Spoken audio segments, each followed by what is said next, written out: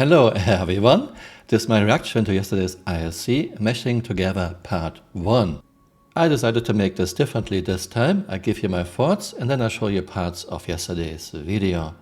What CRG showed us feels once again like a small indie team just starting out and brainstorming.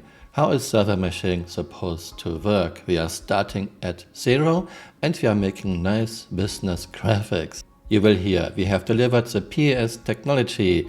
Yes, but does it work? How well does it work? From my experience on a 3.18 PTU, not very well, which was to be expected. PAS needs a lot more time and fixes to work satisfactorily. You will hear, this is the start of server meshing. One would think CRG would have started with this before and not only in year 11. Don't expect to see anything about server meshing anytime soon. Don't expect Pyro in 2023. My expectations for this ISC were very low and once again CRG managed to deliver even less. And usual reminder, we were supposed to get 4.0 with several new star systems at the beginning of 2018. Here we go. And then finally 4.0. So this is which will be, that'll be the first time we'll go beyond this. Go beyond Stanton to other star systems. I'm not going to say how many star systems yet. Progress slowed down a lot. 3.16 delivered December 2021 was almost empty just to make the date. In 2022 we only got 3.17. Yes, there were sub-patches, but those were only to introduce new ships and IAE, not new content. And looks like this trend continues in 2023. I'm already saying my goodbye. Auf Wiedersehen. This is the first time ever we've had the strike team all in one place, all at one time. This is our kind of Avengers Assemble moment for server meshing. This is the time we get 3 core teams together to actually work out the final nuances of the architecture to build this system. So PES is the state of the simulation that's now persisting. That's great. It's behind us. Now we need to actually server mesh. The goal of the summit is really to flesh out the steps to get there with the objective to ship a second solar system. That's really the primary objective.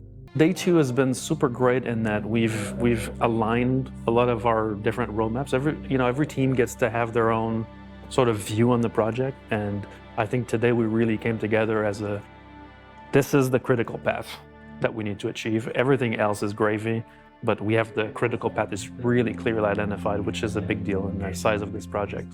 We're tackling a lot of really difficult problems at the moment. Server meshing is one of the toughest problems to solve in video game development, and we've gotten to the point now we're getting the persistent entity streaming to the point where it's shippable. That then kind of opens up lots of opportunities to be able to get this quite impressive system built. The key thing that we're doing with this is server meshing is also tied into the Pyro, the delivery of the jump gates to get to Pyro. It's not quite the same problem, but it also kind of is. When you actually do a jump to get to Pyro, we have to transfer authority from the Stanton DGS to the Pyro DGS.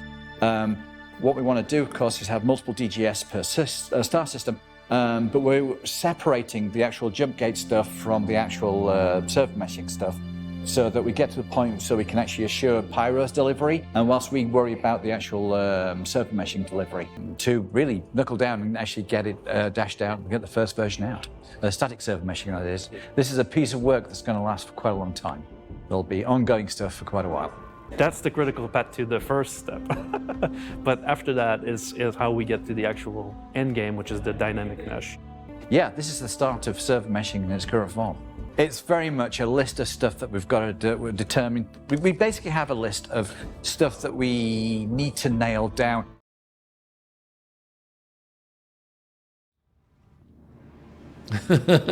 Can you make it to the main elevator? Okay, let's try the big elevator.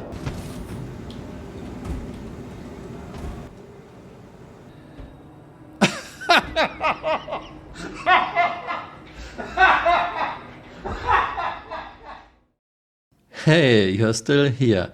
You might want to join me on Twitter. My Twitter account is Camural_SC.